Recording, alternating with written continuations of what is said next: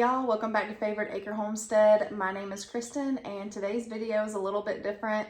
We're not outside, we're actually inside, and that is because we got baby chicks. So today's video is going to be about the best and easiest way to raise chicks. There's videos, and I watched some last year on how to raise chicks, the stuff that I needed to buy and order and all this crazy stuff. And I did all of that and I realized that actually didn't work. That was not what worked for us. So today I want to share the best way, especially if you're a dog owner, the best method. And we did raise chicks last year. It was the first time. I had no clue what we were doing. I'm gonna go ahead and put this little chick down. I just want this to be a quick video, show y'all this easy setup. I did not have to go and buy anything. Now, if you are new to chicks, there are a few things that you'll need to buy. But other than that, the only thing that you're really gonna need is a dog kennel and then of course your water, your feeder, and a brooder. That's really all you need. And of course, like a bedding, like pine shavings and stuff like that. So I wanted to talk about what other YouTube videos were suggesting to do. A lot of the videos talked about getting the plastic, like Tupperware bins from Walmart and just throwing everything into there, the pine shavings and a heat lamp. That does not work because they start around a week. They start to get curious and they want to figure out how to jump out. So then those rubber totes, they're not that big. So if you're going to get like 1 or 2 chickens, maybe that size would work. But I don't know of anyone that just gets 1 or 2 chickens. And you want them to have as much room as possible. So that's what I did last year. Before I went to Tractor Supply to get the chicks, I went and got the plastic rubber bin, and it was like a heavy duty, sturdy one, and it was pretty pricey. I was shocked and I was like, well, but I have to have this to put the chicks in. So I bought it, and then I went to Tractor Supply and got the Tractor Supply kit for the baby chicks. You get a heat lamp, the water, the feeder, and like a thermometer, I think, comes with it. There's like a few little things. I'll post a picture of what I bought for the chick starting kit. And I'll just go ahead and tell you now, if I knew last year, I would not have went and bought the starter kit. It is a good price and you do get the things that you need, but there are better, safer options. So you could spend a little bit more and have the best. And I wish I would have did that because I ended up actually getting other stuff. So everything that came in that kit, I'm not even using that now for these chicks. So I came home and this is last year, I came home, put everything up, set it up in the little Tupperware container, and I'll put on the screen a timeline of actually how long they stayed in that Tupperware container. And then I started to research more videos because I realized that I needed a lid for that and they needed more room. They were quickly outgrowing that Tupperware container. So I went to YouTube and was watching like chicken videos, of course, with a lot of views, and they were recommending, it's like made, I'll put a picture of what I ordered and what was suggested, and it's like made of tent material with the mesh on top. So I was like, okay, well then I need this because they're outgrowing this Tupperware container and this is not going to work. So the next thing that I ordered, which was the little tent thing, I don't even know what it's called. I'll just put the picture up. And I ordered that, and it was big. It was enough room for, I had 10 chicks. It was enough room for all of them. The only thing was it's not tall enough. And the mesh material would kind of start to cave in. And so as the chickens got bigger, they couldn't jump. They couldn't perch up on something if they wanted to because their heads were hitting the top of it. Another reason why I do not suggest that thing to raise chicks in is because if you have children and if you have a dog or any kind of animal, the tent material can collapse. So I had to be very careful at the time that my 2-year-old did not fall over into it. And even my, at the time, 4-year-old, I had to be very careful that they did not trip and land on top of it, because if they would have definitely killed the baby chicks. And then if you have a dog, and this I learned the hard way, my dog, I have a husky, so they are naturally wanting to play. They think every little animal is a play toy.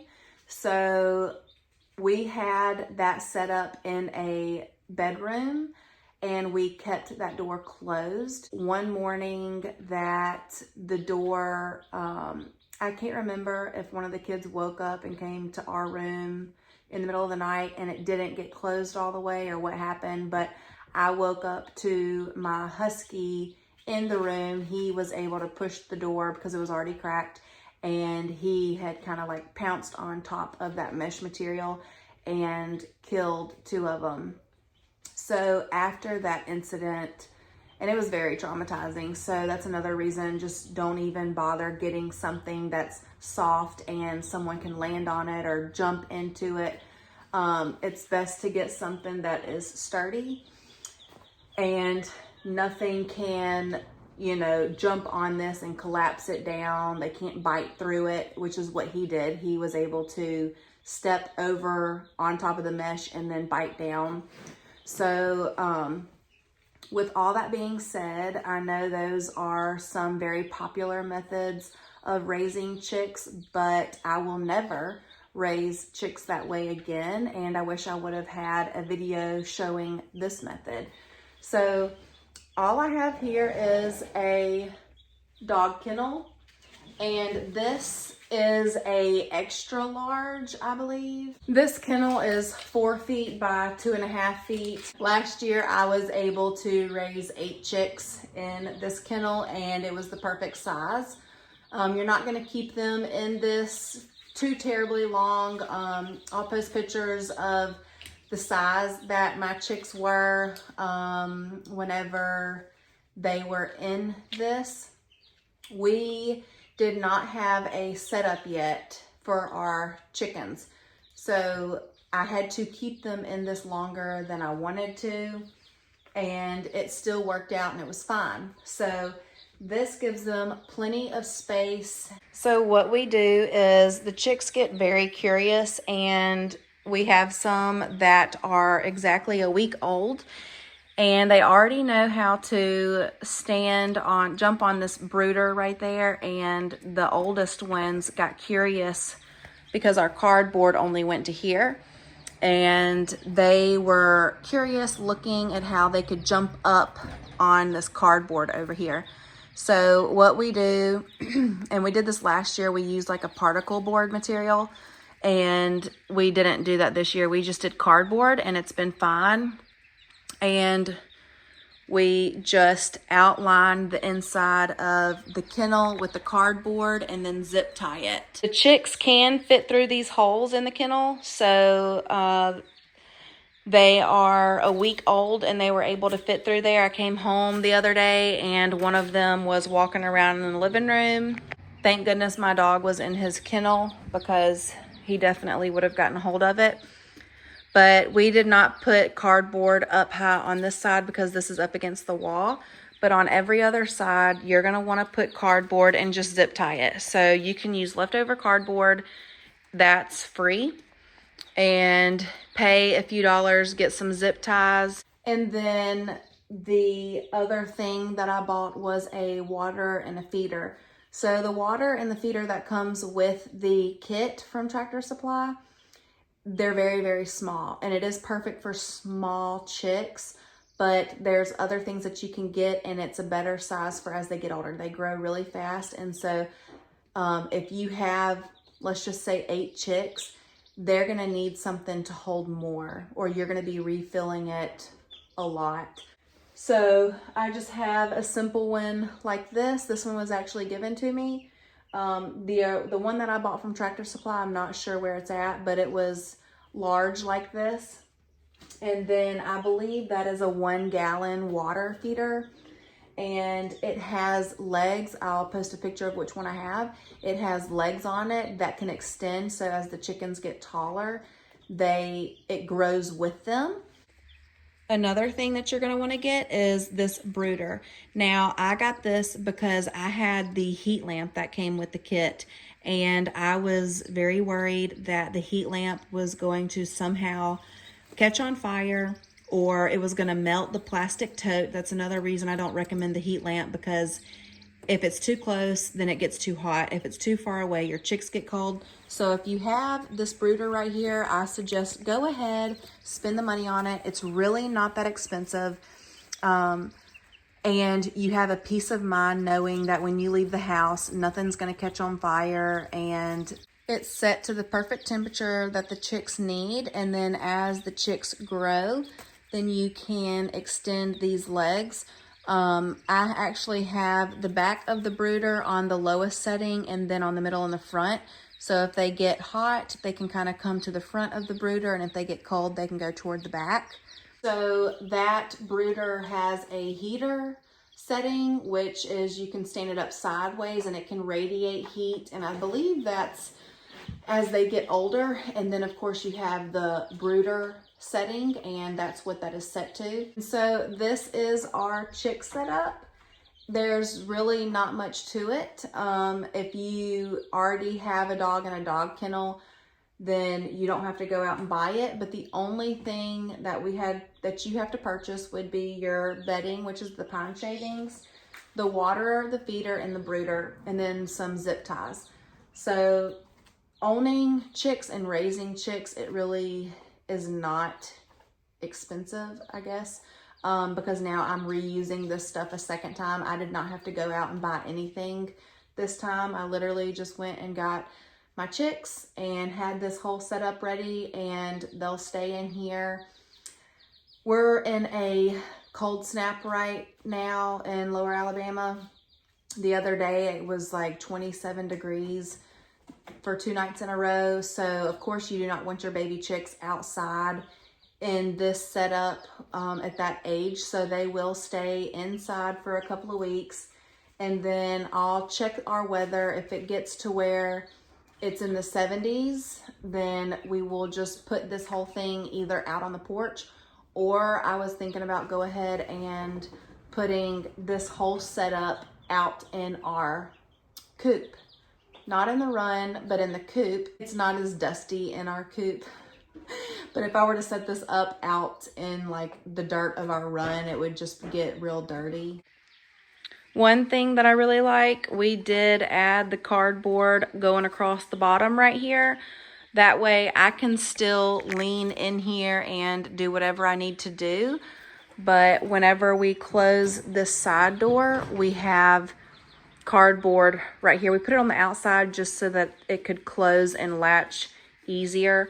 But we added the cardboard to this part. That way there's cardboard from top to bottom going all the way around. With this type of kennel, it does have a door here on the side, and there is a door on this side, but it is easier to access everything on this side. I'm saying that word a lot. So it's easier to get in here, change out pine shavings, which I use a dustpan for. I have an outside little broom and dustpan, and I just go and scoop up the shavings, put them in a bag, and then add more shavings. So that is pretty much it. The convenience of this door is really nice, and I think that's why I like this whole setup.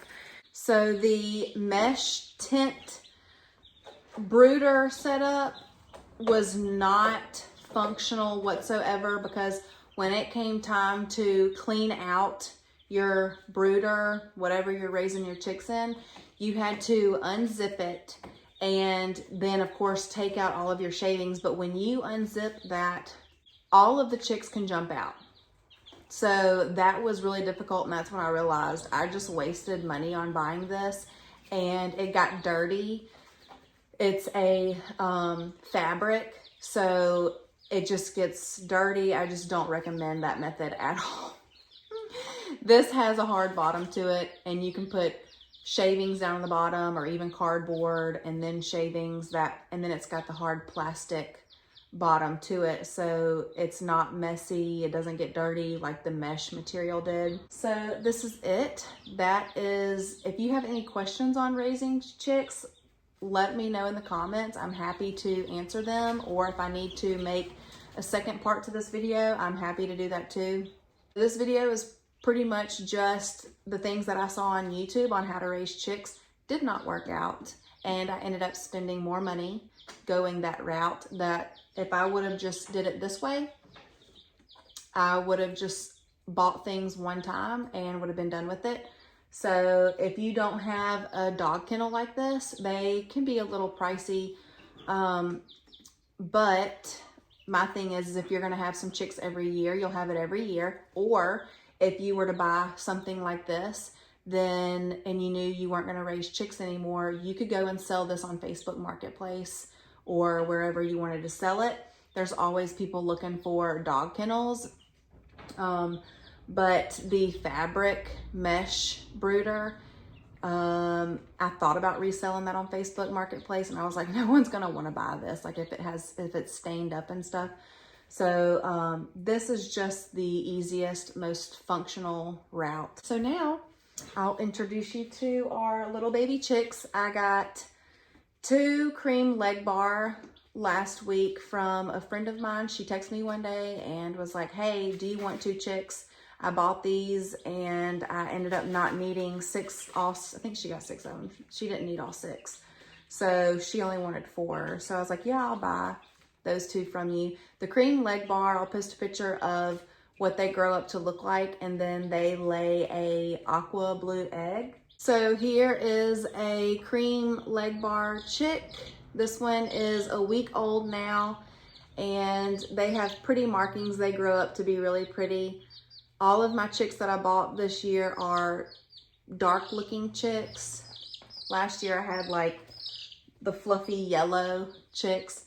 So I've got 2 cream leg bar, and I decided that I was gonna name one of them Winnie and then one Pooh for Winnie the Pooh. I don't even know why that came to my mind, but I really liked Winnie. Come here. I think they're scared of my ponytail, so I'm gonna put that up. So this one I also bought yesterday morning. I got 6 more chicks from a place local around here, and they have chicks on Fridays, and they sell out every Friday within 30 minutes. So they did not open till 8 o'clock in the morning. I got there at 5:57. I'll post some pictures. There was one other lady that was there. I was the second in line, and then after that, people just started gradually getting in the line, and by 7 o'clock, there was a long line. I'll post pictures of the lines. And then they had 475 chicks that morning, and they sold out by 8:45. So they post to their Facebook group what kind of chicks they're getting.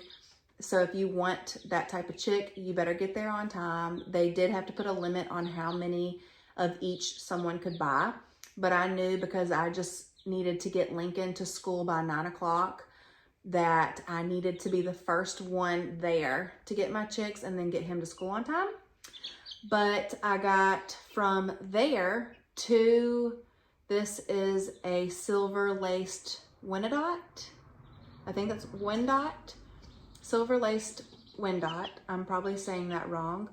But here's a look at her markings. She's got white. I'll put in some videos. She's got some white going down on her back. So I've got 2 silver laced Wyandottes. The third variety that I have is the blue copper Moran. And this one is so fluffy. They have feathers on their feet, and these will lay a dark brown egg. The silver laced Winnedot, I think they lay like a brown egg, but it's a lighter brown. These will lay close to like a chocolate brown egg, which is what I was looking for. And the last variety that I have are 2 Easter eggers. I was only gonna get 5 chicks yesterday, but Steven looked at me and he was like, "Are you sure you only want 5?" So I was like, okay, 1 more Easter egger. And these Easter eggers actually look a lot different than the ones that I got last year from Tractor Supply. So I'm interested how they're gonna look whenever they get older. But these Easter eggers will lay a pretty colored egg, hopefully. Hopefully it's green, because that's an egg color that I really want more of.